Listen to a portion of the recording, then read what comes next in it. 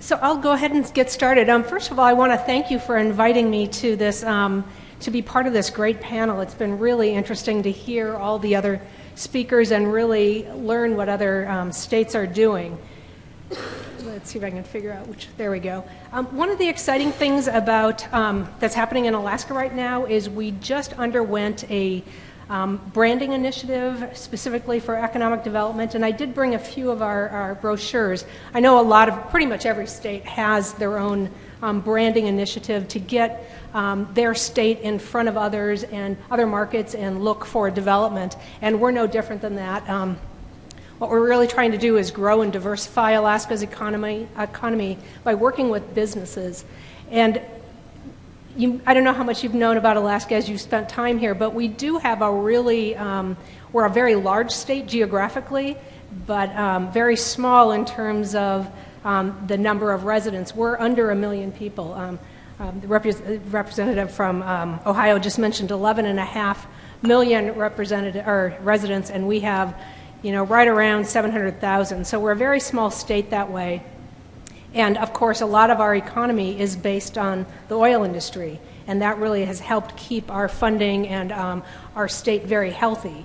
From there, it goes down pretty quickly with fishing and tourism being the next two major industries, and those are considered our three mature industries that we have. So we're always looking at different ways to diversify, think of new development and new business initiatives that we can get moving. With this economic development initiative, the department really sat down not only with our department and our economic development initiative, but really reached across all state government and said, all of us have our different areas of expertise. Mine happens to be in tourism. But within our office space here in Anchorage, there's a mining person, there's a forestry person, and in our day-to-day interaction, we didn't have a lot of cross conversations. I was totally focused on, making sure that Alaska's tourism industry was being successful and moving forward, while Jennifer Alderman was working on all of the mining. And so what we did with this economic development initiative, is really started to focus on getting people talking to each other.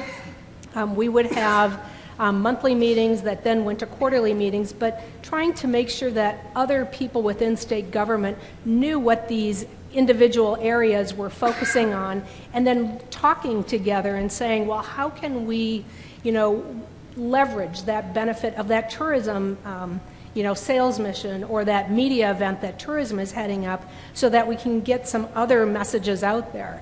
And with tourism, we commonly bring in our Alaska seafood. We host dinners, throughout the world, and we make sure that we've got Alaska salmon or Alaska king crab, halibut. So that's a pretty common co-promotion. Why didn't you bring some today? I'm sorry. I'll work on that. You're not gone until another couple days. I was watering for some. But the other thing that tourism was very successful, and of course some of these alliances make sense. We work with the airport all the time with the state-owned ferry system to move people from one place to another. The Alaska Railroad, again, another real partner with tourism. But some of the other ones that you wouldn't really think about, and I have a picture of peonies. There's an Alaska peony group that has been really organizing over the last couple years. And the thing with peonies is that they only bloom during a short time, usually early in the summer. They like cooler weather. Well, when the peonies that are grown in other areas are dying out, Alaskas are just coming into bloom. And so it really extends. Usually you think about peonies as a 2-month, that's when they're available and then they're gone. Well, now it's 4 months because of the Alaska peonies and it's a very opportunistic thing that people were growing, peonies for their own enjoyment, and they were like, we could make something of this. So one of those really small, emerging type developments within the state that we're very excited about. And the gal from the peony group had told me once, I was telling her about some of the sales missions we do, and she said, I want you to promise that every time there's a salmon on that table, you've got a peony on that table as well. So I thought that was pretty funny. I just wanted to point out some of the tourism-related facts. Right now, we welcome roughly just short of 2 million visitors to Alaska each year, and I thank all of you because your business pleasure is how we would classify all of you, because I know you're getting out and seeing things while you're here. But what I really wanted to point out with this graph is that you'll see the blue, which is 83% of our visitors come from the U.S. 10% come from overseas international markets, and 7% come from Canada. And so, you look at this graph and say, oh, we're getting a lot of Western U.S., people, Midwestern. But the thing that, in the same breath, I think it's a little alarming. We've got 83% of our visitors in one basket. And as we knew we saw with the recession, if there is a reason, something happens that Americans are not traveling to Alaska, we're in a world of hurt. So we saw a big hit just like everyone else did. The other thing I want to point out with this graph is I've been involved with the state tourism program since '93, so a couple decades now. And when I first started with the tourism group, it was 91% of our visitors were from the U.S. market. So I'm trying to work against my own statistics. I purposely want that 91 to go down to 83, and I'd like to see it go down a little bit more, but at the same time, I want to see those international numbers coming up.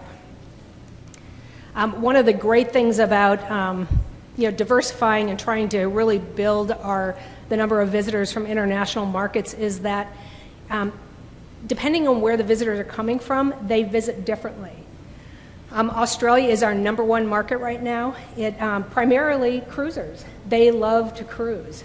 And so while we're working in we have a representative in Australia. We have a representative in 5 of these markets, the UK, Australia, German-speaking Europe. They're based in Germany.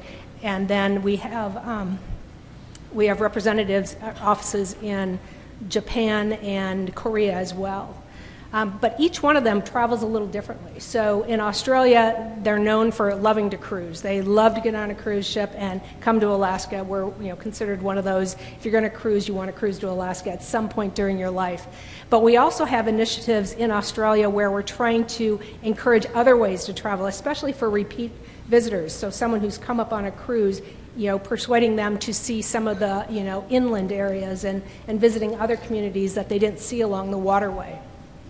The Germans love to travel for a month at a time. They love to rent an RV.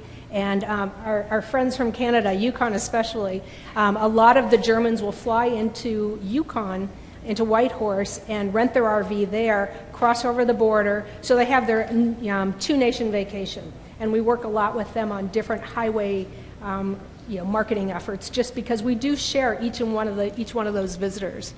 The Asians, the great thing about Japanese visitors is they like to travel not just in the summer, which is our peak visitation season, but they love to come in the wintertime. The aurora lights, northern lights are magical for the Japanese. So they will come in and they're not afraid to get cold, and they come and they put parkas on. And a lot of our businesses that cater to winter visitors, they make sure to let people know that we have all the gear for you. You don't have to bring all of your gear with you. We will give you the parkas, the boots, the hats, the mittens. So we've seen some great success with our winter marketing efforts. Just a couple other things to point out about the Alaska visitor industry. We're very careful about making sure that our marketing decisions are based on research. We currently have a budget around $17.9 million, and I have to be accountable for that and tell the residents of Alaska how I'm spending their money. So we make sure that we do research on a regular basis, and this is one of the reports that you see up here. But Alaska Tourism is the second largest private sector employer, which is pretty remarkable. 179 million generated in taxes and fees directly tied to the tourism industry. 1.8 billion visitor spending, and then when you add in the multiplier, the economic benefit is 3.9 billion.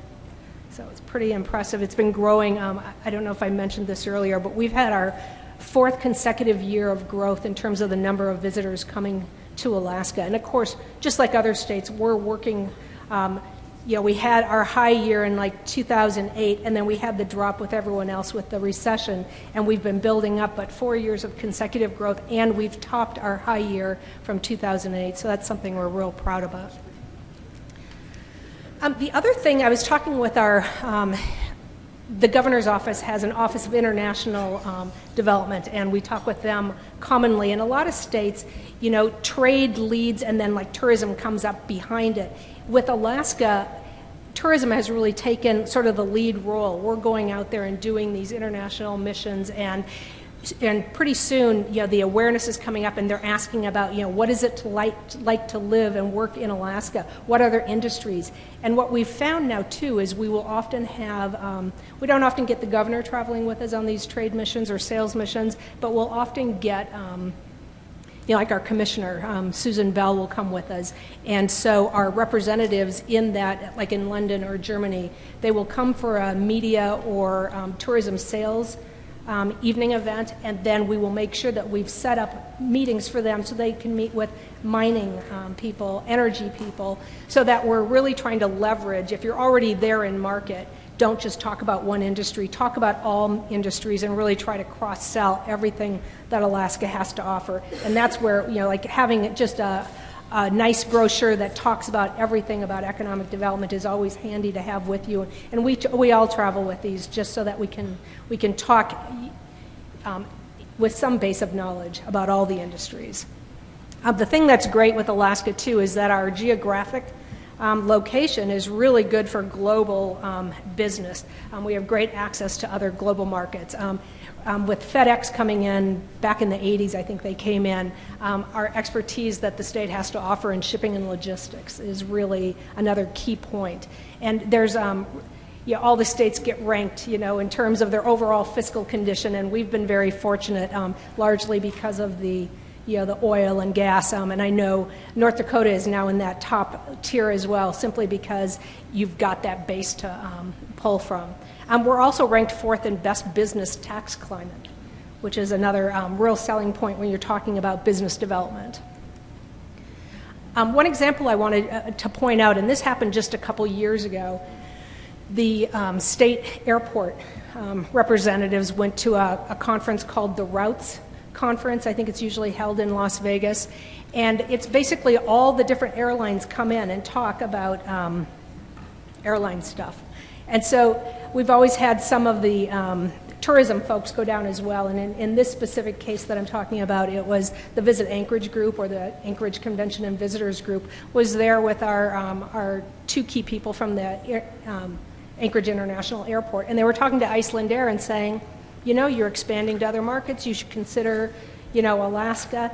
And the meeting took a real interesting twist where they were like, wow, there really is interest. Now, any of you who have gone to try to attract a new airline to provide service to your state knows that, it could take a decade. It's not something that happens overnight. Well, this literally happened overnight. We had the meeting at this conference. We came back and pulled in other industry folks, and we said, they seem really interested, and they've got a conference in Reykjavik.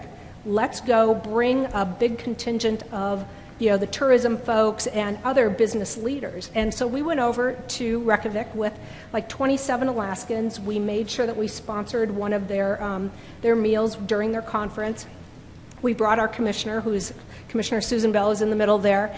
And not only did we talk about, air service into Anchorage, we also talked about, the ties with seafood, energy, Arctic development, and obviously tourism. And sure enough, 2 years later, we had, I think it was just over a year later, they made the commitment. They did ask the state to pony up some money to help with the promotional efforts, which we did, and we had a two-year agreement with them. And it's been going great. We are speaking with them on a regular basis. They had committed to 2 years. They've now extended it without putting a specific time period on there, but we know that they've been out shopping for 5-year hotel rates. So really a huge success for the state. And one of the things is, it's not just, when you look at a new airline, what you want to look at is all their routes and all those new connections that have opened up, and not only just for tourism, but for all kinds of business. So I've talked about Alaska's strategic location in the world and how it really does help us be, sort of a, we've got great opportunity for working globally. And one of the great things that, with the opening up, and I'm going to have to look at my notes because this is a little bit outside of my area of expertise, but the opening up of the, the deep water ports and the opening up of that route, that northern route, the shipping routes, is huge for Alaska. I've been talking with the tourism people up in Nome, and they've already started working on their airport and making, in anticipation that more people are going to be coming up to their area of the world. And they've already gotten the state to commit money for developing their deep water port. And, once you start seeing that kind of innovation and development happening, pretty soon people follow. They take notice. And here's an example. Crystal Cruises has just started to open their sails for their 2016 Northwest Passage cruise. They're going to be on a boat from August 16th through the 17th. And I checked out their website. They're the lowest cost to get in is roughly $20,000 a person. So it's going to go fast, I'm sure. But just a fascinating tour. And again, this will be the first luxury ship to navigate the Arctic waters. Obviously, there's been a lot of scientific ships in that area, but this is the first fully dedicated to for tourism. I'm sure they'll still have a lot of other informational like scientific people on the boat, but this is just a great development. And from a tourism standpoint, a lot of our visitors visit the Inside Passage, southeast Alaska. They visit the Anchorage area and then into Fairbanks, which is in the interior. But Nome is a little bit, it's up there quite a bit further. They don't see the same level of visitors to the state. Obviously during the Iditarod sled dog races, you see a lot of people up there in March. But this is a huge boon to that area. It's going to be fascinating to watch how it develops. I've just got a few more slides now. I just wanted to point out Alaska has definitely jumped on the Brand USA bandwagon. And all of you, if you haven't talked to your tourism folks back at your states, you really should find out what they're doing. It's a public-private partnership created in 2010 through the Travel Promotion Act. What's great for states like Alaska, where we don't have the same robust budget that the Floridas and the Californias do, you can get in at a relatively low cost, but you've got that federal, powerful brand behind us. One story I have to tell about Brand USA in China, that last year they had announced that they were going to do a sales mission and do individual sales calls to major Chinese tour operators. And so we were like, wow, we went through our budget. Yep, we can afford. We signed on. My coworker, Jesse, went over and found that nobody else had joined in with Brand USA on this. So not only were we getting in with Brand USA, this huge marketing machine, we were the only state there. So Brand USA loved us. We loved it that we had the whole show to ourselves. It was really, Brand USA would talk about other areas of the state, but we had Jesse there, talking about Alaska. Because of that sales call, we got a lot of those huge major tour operators come to Alaska last month on a FAM. And it was one of the best FAMs we've ever had. And again, we tied in with Brand USA and paid to have their person come over as well so that we could really keep that momentum going. But huge opportunities. We work with Brand USA in Germany, in London, in Australia. It's a great opportunity that all states should be maximizing that as much as they can. The other thing that's really big with tourism right now is the Jolt Act, and basically this will tweak the visit waiver program admission criteria so that more countries can be part of that waiver, visa waiver program. And one of the hardest things about enticing people from different companies to visit the U.S. is that they have to go through this rigorous visa process. And it could take weeks, it could take months, it could take forever. And so when they first started opening up the visa waiver program, we started to see more people were able to travel to Alaska, to the U.S., because the process was no longer so cumbersome. And so there's a list of nations that they're looking at now that are close allies with the U.S. So Brazil, that's one of the developing markets that we've been looking at. Israel, Poland, Argentina, Panama, Romania. And if the Jolt Act passes, they're expecting an estimated 600,000 annual visits will be generated, because they'll open up the process so more people can have easier, they can more easily apply to travel, creating 42,000 jobs. So we're very anxious to see where that goes. The one thing that we like to say from the state point, within our division of economic development, is that we're here to help businesses thrive. We want residents to be able to live and in Alaska and earn a decent wage so that they can support their families in a meaningful way. And the other thing about Alaskans, hopefully as you've been talking to some locals, they all have a story. Oh, I've got an idea, I want to develop this. So it's pretty funny.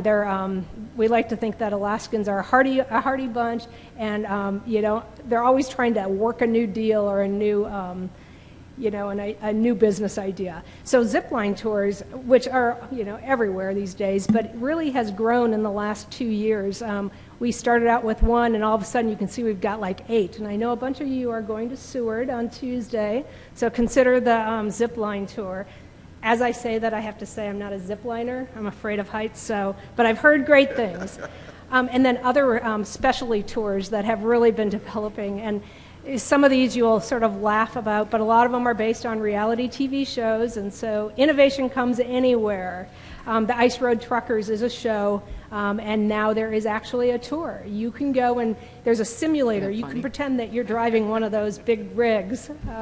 The Ketchikan Bering Sea Crab Fisherman's Tour. Again, Deadliest Catch is a very popular Alaska reality show, and whether you love reality shows or you hate them, you have to admire that someone thought, hey, I could turn this into a business and make a living. And these businesses are doing really well with these tours. So ideas come from anywhere and everywhere.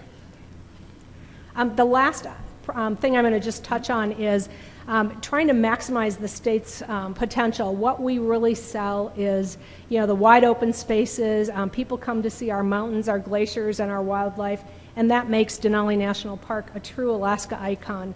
It's the tallest mountain in North America, 6 million acres of unspoiled wilderness, and definitely one of our top tourism attractions. In fact, it's so big that it's getting a little congested. And so this is something that we've been talking within the state and with the Park Service and business leaders, industry leaders. There really has to be a solution for Denali National Park, and one that's been discussed since the 60s was to look at, here's the mountain, Denali National Park's on the north side, let's develop the south side. You got people coming in from Anchorage and from Fairbanks, so let's create this, recreate the same sort of environment or, a true experience on the south side. The view's the same. Either way, it's fantastic. So the thing with to develop this sort of, park on the other side, you're going to increase the number of visitors that get into the park.